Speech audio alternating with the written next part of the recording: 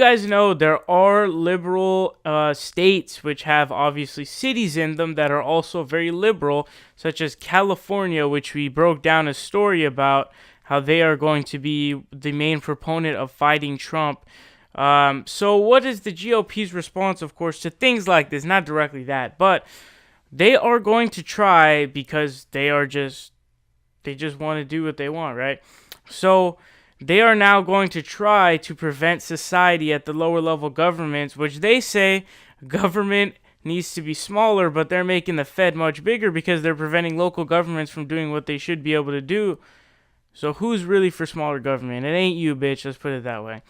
So what they're trying to do is to make it so that they can't make certain laws regulating, for example, massive minimum wages. Not massive in numbers, but massive states have raised their minimum wage because of the extremely regressive and outdated minimum wage we've had. So what they're trying to do is now block the ability of states and cities in those states to actually up the minimum wage. So the Hill reports on this. They say, after consolidating power in Washington, D.C. and state capitals under President-elect Donald Trump, Republicans are moving to prevent large cities dominated by Democrats from enacting sweeping liberal agendas. San Francisco and California, obviously. Republican state legislatures are planning so-called preemption laws, which prevent cities and counties from passing new measures governing everything from taxes to environmental regulations and social issues.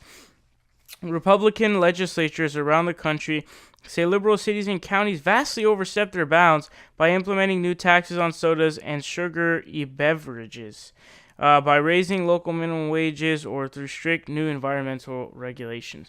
Environmental regulations are good. You guys are dicks fighting for your donors, trying to pollute the country at their expansion of their pockets. You know, the cash flow that they get is just too much for you to give a shit about the environment that is going to be for our grandkids and grandkids. The minimum wage, you guys don't want people to have a living wage because honestly, you're just dicks. I don't really have anything else to say than that.